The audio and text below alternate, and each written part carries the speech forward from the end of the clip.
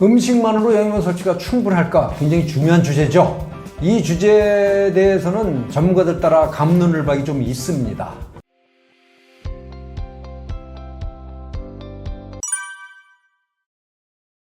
안녕하세요. 인사드리겠습니다. 안병수입니다. 저는 그 식사 문제를 연구하는 일을 하고 있습니다. 식품을 전공했고 한때 가공식품 만드는 일을 했었습니다. 그때 그 가공식품 만들면서 가공식품의 여러 문제를 발견하게 됐고요. 그 후로다가 이제 가공식품, 특히 이제 식품 첨가물을 과다하게 사용한 초가공식품을 중심으로 그 문제를 알리는 일을 하고 있습니다.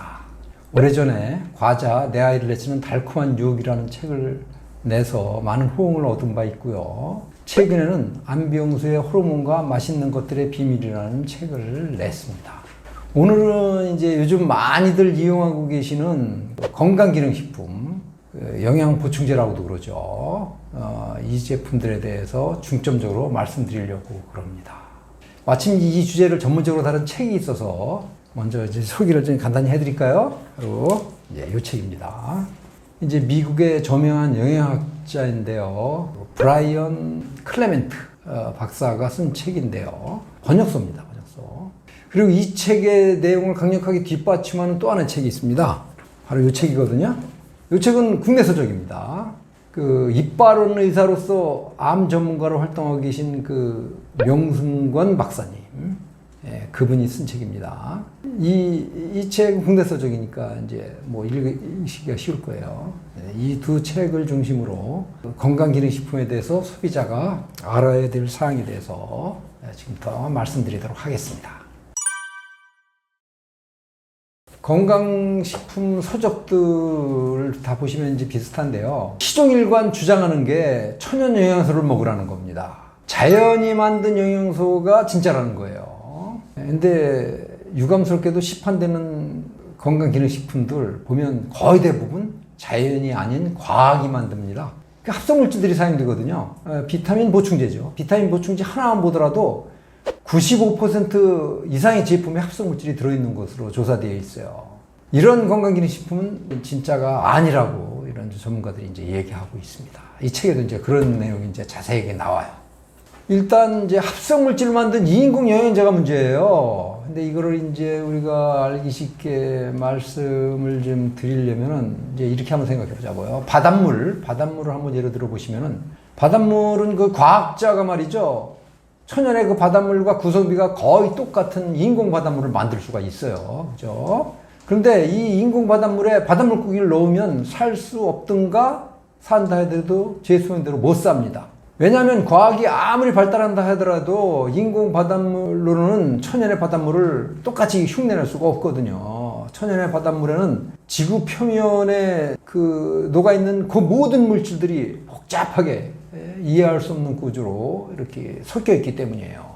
그 사과도 마찬가지예요. 사과. 과일을 대표하는 사과도 실험실에서 만들 수 있어요. 그런데 진짜 사과가 똑같이 만들 수는 없다고 봐야 돼요.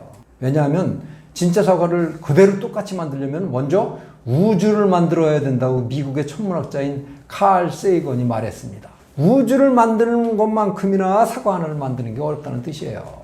그러니까 이제 합성영양제는 완전히 이제 천연영양제하고 다른 거라고 봐야 되고 우리 몸에서도 효능을 제대로 발휘할 수가 없고 문제가 될 수밖에 없는 거죠. 또 하나 이제 우리가 이제 간과할 수 없는 게 지금 시중에서 상업적으로 판매되는 그 건강기능식품들은 반드시 식품 첨가물들이 사용돼요.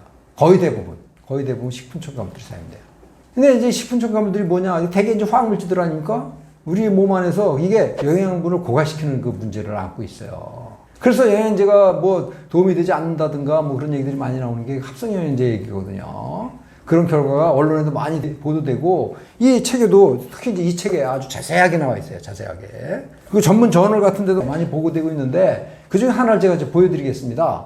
바로 이제 베타카로틴에 대한 거거든요. 비타민 A의 전구물질입니다. 녹황색 채소에 들어있는 대단히 중요한 생리활성물질 베타카로틴. 이 제목을 보시면은 베타카로틴이 나오죠. 이 베타카로틴이 요즘 이제 재조명되고 있어요. 어떻게 좋게 조명되면 좋은데 새로운 시각 해가지고 결론이 어떻게 나와 있냐 여기 이게 이제 합성 베타카로틴에 대한 거예요. 천연 베타카로틴은 건강에 유익해요. 그런데 합성 베타카로틴은 해로울 수 있다라는 얘기를 자세하게 써놓은 그런 논문입니다. 음식만으로 영양분 섭취가 충분할까? 굉장히 중요한 주제죠. 이 주제에 대해서는 전문가들 따라 갑론을박이 좀 있습니다. 그래서 전문 서적에도 서로 상반되는 의견을 보이는 경우가 많이 있는데, 어떤 책에서는 음식만 가지고는 좀 불충분하다고 얘기해요. 영양분 섭취가. 근거로다가 이유로다가는 현대식 농사법의 취약성을 듭니다. 요즘 주로 이제 농약, 비료에 너무 이제 의존하다 보니까 토양 자체에 영양분이 많이 유실되어 있다는 거예요. 그래서 여기서 자란 농작물에 영양분 분포에 문제가 있을 수 있다. 네, 그런 얘기인 거고. 그리고 또 하나는 잘못된 식생활 때문입니다. 주로 이제 가공식품들 이용하는데 과도하게 가공한 초가공식품을 이용하지 않습니까? 여기에 식품 첨가물 들어있어요. 이 식품 첨가물이 또 영양분 결핍의 또 원인이 될 수 있다는 거예요. 그래서 식생활이 잘못된 사람들은 영양제가 필요하다는 얘기예요. 그런데 여기서 중요한 거, 그럼 어떤 영양제를 이용해야 될 거냐? 반드시 천연 영양제여야 된다. 합성 영양제는 안 된다. 이 부분이 중요해요. 필요하지만 어떤 거를 선택하느냐가 중요하다 이거예요. 그리고 또 어떤 전문가는, 어떤 책에서는 전혀 또 그 상반되게 주장하는데, 음식으로 충분하다. 예, 이런 분들의 의견은, 건강기능식품이 불필요하다.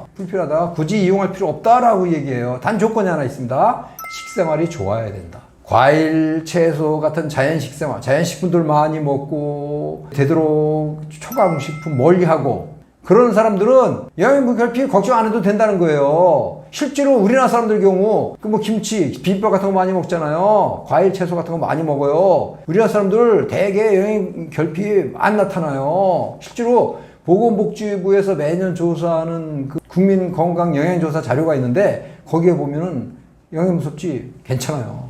양호한으로 나와요. 근데 일부 계층에서 영양 결핍 현상을 보이는데 이분들 되게 식생활이 나쁜 분들이에요.